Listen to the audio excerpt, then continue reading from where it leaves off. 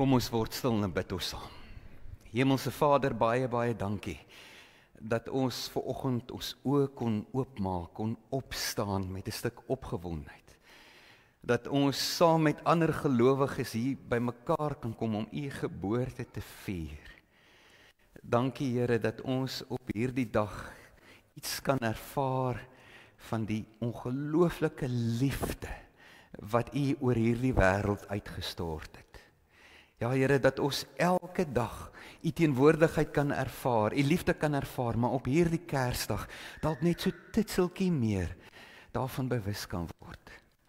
Here, kom wees vandag hier in ons samekoms teenwoordig. Kom vul ons harte met u liefde en u vrede en u woord. Ons bid dit in Jesus naam. Amen. Ek het jare terug die verhaal gehoor van 'n juffrou by 'n klein skooltjie wat 'n Kerskonsert moes aanbied. En dit was maar moeilik. Enige een van julle wat dalk in die onderwys is, sal weet om met 'n klomp klein kindertjies vir hulle te organiseer, dat hulle nou almal hulle woorde en hulle lyne ken en weet wanneer om wat te doen en wat te sê. Maar die grootste uitdaging vir die juffrou was die seentjie wat die rol gespeel het van die herbegier. Want elke keer as hulle geoefen het en Josef en Maria kom by die herberg aan en hulle vra plek om te slaap, dan het hierdie seentjie 'n baie sagte hart gehad. Dan het hy gesê, kom maar binne, hier is baie plek. En dan sê die juffrou, nee, jy moet vir hulle sê, die plek is vol, hulle moet op 'n ander plek, hulle moet 'n ander plek gaan soek. En dan volgende keer as hulle oefen en sê hy, die plek is vol, maar kom maar binne, ons sal 'n plan maak. En sê, nee. Maar uiteindelik het die seentjie hom sy woorde geken en die juffrou was redelik gerus dat hy die aand van die opvoering alles sal regkry. En so breek die groot aand aan en al die kindertjies is op hulle plekke en Josef en Maria kom by die herberg en hulle klop en die herbergier maak die deur oop.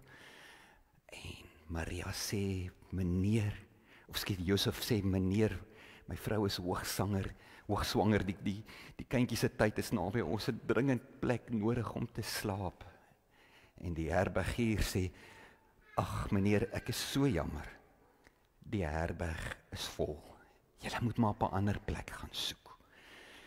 En die vrou, dankie tog, en Maria en Josef loop met sulke hangskouertjies, loop hulle weg, en dit was net te een vir hierdie seentjie, en hy roep, kom terug, moenie worry nie, julle kan in my kamer slaap, ek sal by my ma en pa op die bed slaap vanaand.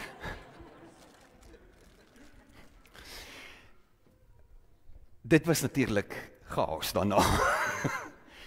'n Mens sou nou dink, dat so iets sou nou hierdie Kersspel geruïneer het. Maar die teendeel het gebeur. Vir baie lank daarna het die mense nog gepraat oor hierdie besonderse Kersspel en hierdie seentjie se hart, wat dit net nie kon regkry om twee vreemdelinge weg te sien nie. Iets van hierdie storie het mense aangegryp. Dalk omdat hierdie seun iets besef het van waaroor Kersfees regtig gaan. Dat Kersfees gaan nie oor onsself nie. Dit gaan oor iets groters, oor iets anders, oor iemand anders. Dit is so rondom Kersfees, meeste van ons 'n stuk opgewondenheid en 'n stuk vreugde beleef. Daar is tog iets anders in die lig. Iets wat ons ook oproep om so bietjie in ons eie lewens te kyk. En dan miskien weer net bewus te raak van hoeveel seën ons eintlik geniet. Wat ons alles het om voor dankbaar te wees. En dan in dieselfde asem ook bewus te word van dat daar ander is wat minder as ons het. Mense met wie dit slegter gaan. En vir hulle paar dalk 'n bietjie hartseer te voel. Dis asof hier rondom Kersfees ons vir 'n rukkie lank van ons eie inherente selfsug en selfgesentreerdheid gestroop word om ook ander raak te sien. Wat maak dat self 'n klein onskuldige seun sy kamer sal prysgee vir 'n paar vreemdelinge wat dakloos is. Kersfees bring vreugde en vrede. Maar dis 'n vreugde en vrede wat mens nie vir jouself kan hou nie. Dis 'n vreugde en vrede dat wanneer jy dit ervaar, jy amper soms skuldig voel daaroor omdat jy weet daar's ander mense wat dit nie ook ervaar nie. 'n Ou wil dit deel. Dis 'n vreugde wat vir almal bedoel is. In Levitikus, nou gaan ons terughou na die Ou Testament. Lees ons van die sogenaamde jubeljaar wat elke 50 jaar plaasgevind het. Elke 7 jaar was daar 'n sabbatsjaar en in daai jaar mag daar nie geoes word nie. Mense moes gerus sit, die lande moes gerus sit. Dit was amper soos 'n sabbatsdag 'n hele jaar wat aan die Here gewy is. Maar so sê die Here in Levitikus dat na die 7de sabbatsjaar daar 'n spesiale jubeljaar moet wees. En in daardie jaar moet daar ekstra gerus word, ekstra gefokus word op die Here.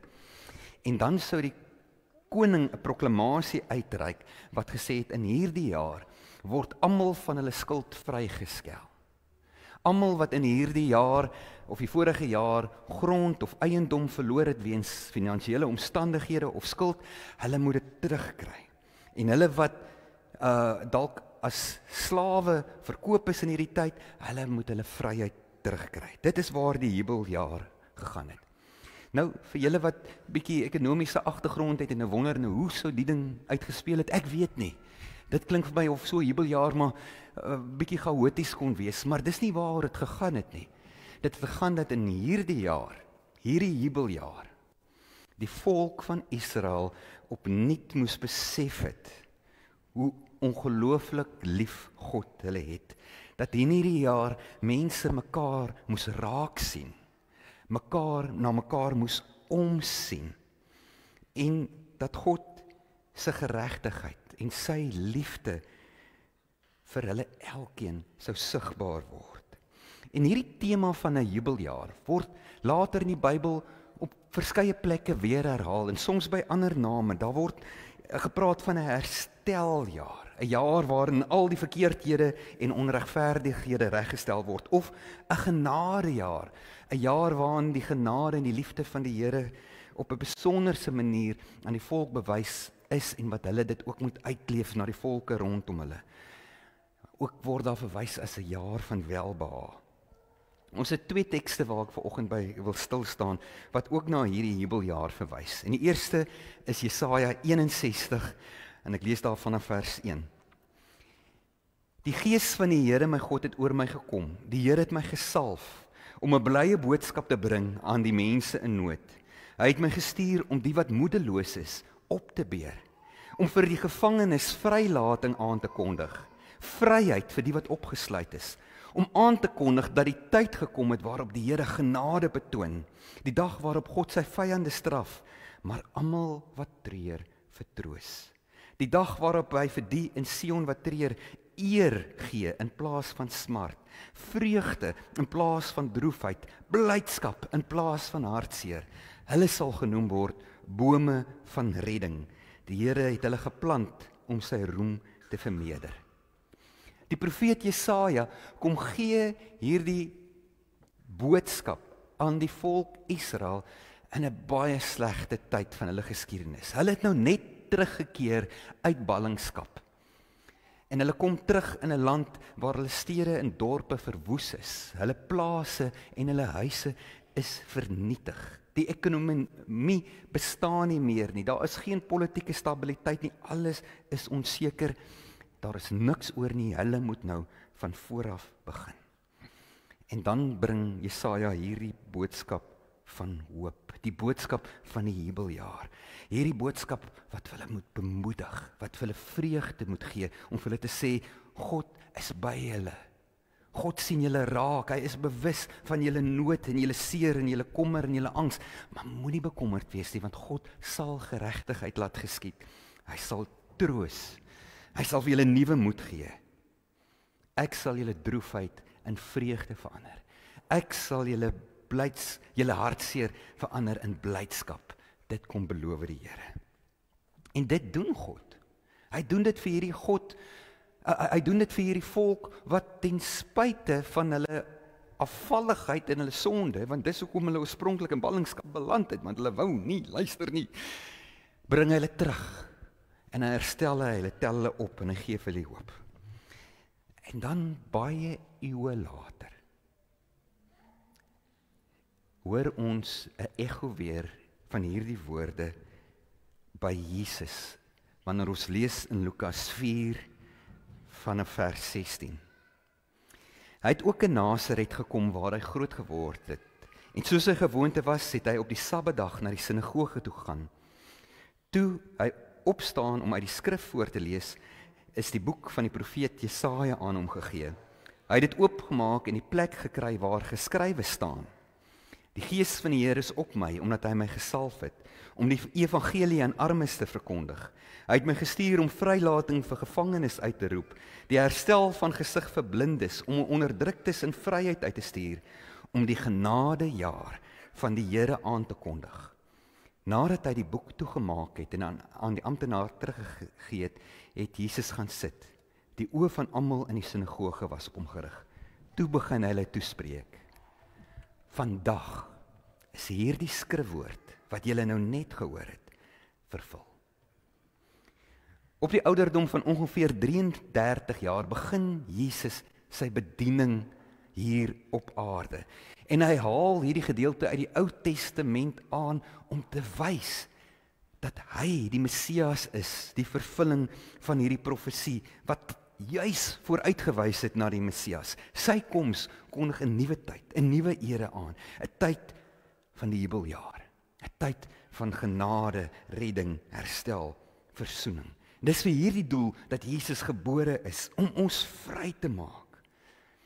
Toe Jesus hierdie woorde gespreek het, was die volk Israel weer eens op 'n slegte plek.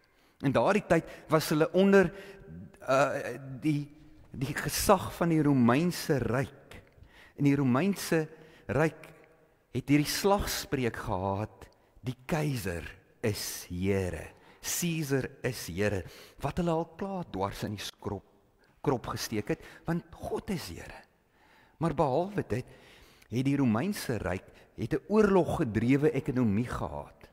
Hulle het voortdurend moes hulle oorlog gaan maak om nuwe grondgebied te kry, om belasting te eis by die nuwe inwoners van daai nuwe grondgebied, om weer hulle volgende oorlog en 'n nuwe uitbreiding te finansier. En om oorlog te maak kos baie geld. So wat het hulle gedoen? Hulle het belasting gevra, en hulle het baie belasting gevra. Van die arme Israeliete kon nie daai belasting betaal nie. Hulle het hulle plase, hulle huise verloor, en as hulle nie die belasting kon betaal nie, is hulle soms verkoop as slawe. En dit is dan nou in hierdie tyd wat die Here Jesus kom sê: in my het hierdie skrif waar geword. Vandag is dit waar.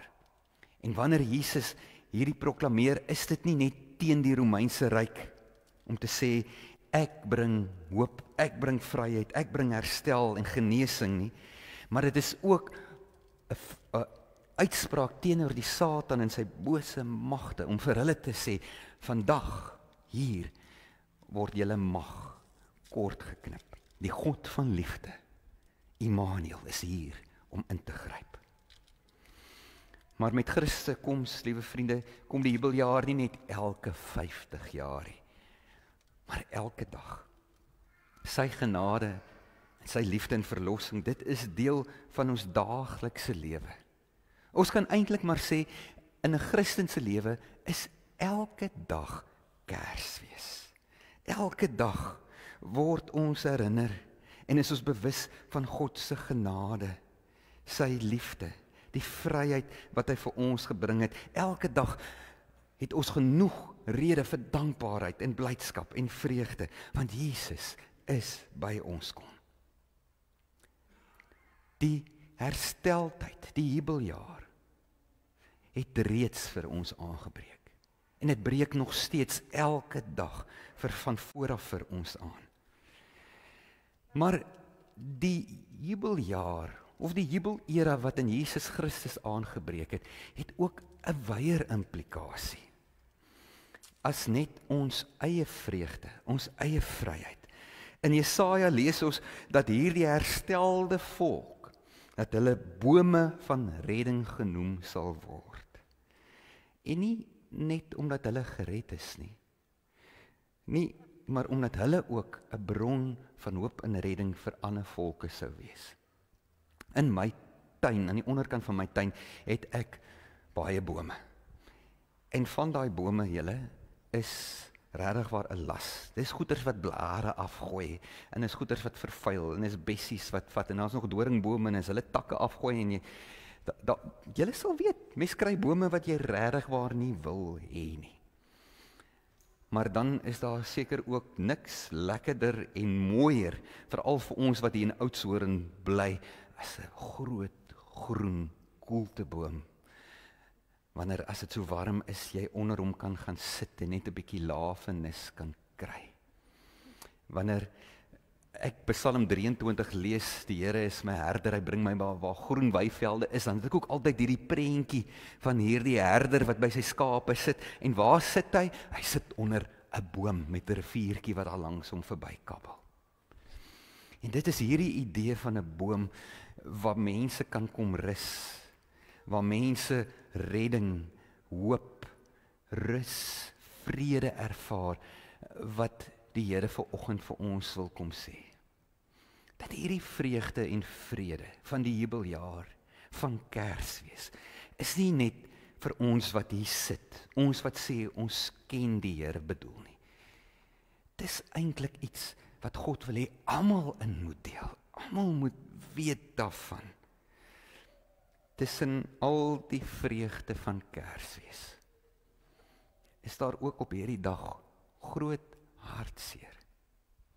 Daar is plekke waar mense gisteraand nie geluister het na kinders wat Kersfeesliedjies sing of Bonnie M se Kersalbum nie. Hulle het in die verte gehoor geweerskote en bomme wat ontplof. Mense wat nie gisteraand na hulle Kersgeskenke oopgemaak het en hulle mooi Kersfeesboom met die versierings en die liggies bewonder het en 'n lekker warm bed kon gaan slaap het nie, maar iewers in 'n vlugtelingskamp op 'n matrassie of op harde grond moes gaan lê het, sonder om te weet wat die volgende dag inhou en hoe hulle toekoms lyk. In hierdie wêreld waarin ons woon, is daar baie mense wat wanhoopig en stikkend is, wat tereg vandag sou vra, waar is Jesus? Waar is hierdie Jesus wat vir ons genesing en herstel en vrede moes bring? Waar is hierdie Jesus wat sy geregtigheid en sy vryheid moes laat seëvier? Hier sit Jesus. Hier sit Jesus. In hierdie kerk en in miljoene kerke soos hierdie vanmôre dwars oor die wêreld waar mense kom om die Here te loof en te aanbid op hierdie Kersdag. Daar sit Jesus. Amper 2,7 biljoen Christene in die wêreld. 1/3 van die wêreld se bevolking wat hulle identifiseer met die opgestaande Here Jesus. En die Here Jesus het gesê, ons is sy liggaam. Waar is Jesus? Hier is ons. Ons is sy hande, sy voete, sy hart, sy gesig vir hierdie wêreld. Liewe vriende, is so dat hier in Kersfeestyd ons so 'n bietjie meer uitreik, so 'n bietjie meer omgee, 'n bietjie meer bewus raak van die wêreld en die mense rondom ons terwyl ons hierdie Kersfeesliefde en genade ervaar. Maar julle weet, dit is ook baie keer so dat dit teen die tyd dat ou jaar kom, daai Kersfeesgees al uitgeput is. Dit is my gebed en my hoop dat dit dalk hierdie jaar wat kom 'n bietjie anders te kan wees. Dat ons die vreugde en die vrede en die opwinding en die lekkerte van Kersfees en die hoop wat dit bring en die boodskap van God se liefde en teenwoordigheid, dat ons dit nie net in hierdie Kerstyd in ons harte sal dra en uitdra na ander nie, maar self in die nuwe jaar in. Dat ja, daar waar ons volgende jaar by die skool of by die werk of by die huis of tussen ons vriende is, mense sal kan kom rus in die skaduwee van hierdie bome van redding. Dat hulle in ons 'n stukkie vrede en vreugde kan vind wat so nodig is in hierdie stikkende wêreld. Mag ons wat Jesus verteenwoordig, Kersfees in hierdie wêreld indra, elke dag, sodat die wêreld kan sien, Jesus leef, hy is hier. Amen. Hemelse Vader, baie, baie dankie, dat U vir ons kom wys het hoe ware liefde lyk. Dankie Here dat ons op vandag, terwyl ons saam met vriende en familie kuier, iets kan ervaar van die vreugde, wat ook eendag vir ons in die vooruitsig is, as ons saam met al ons familie in die hemel gaan kuier, by daai groot partytjie wat tot in ewigheid gaan aanhou. Dankie daarvoor, Here. Ek bid, Here, dat hierdie Kersdag 'n seën vir ons almal sal wees. Ek bid, Here, dat ons vandag baie dankbaar sal wees vir ons genade wat ons uit U hand ontvang het vir, ja, Here, vir die familie en vriende, vir gesondheid. Here, vir 'n bed om in te slaap, vir kinderlaggies, vir sonskyn, vir 'n land waar ons die vrylik kan aanbid, dat ons dit alles voor oë sal hou, maar Here ook dat ons dit môre nog sal onthou, en oormôre, tot in volgende jaar. Help ons, Here, om elke dag te lees asof dit Kersfees is. Ek bid dit in Jesus se naam alleen. Amen.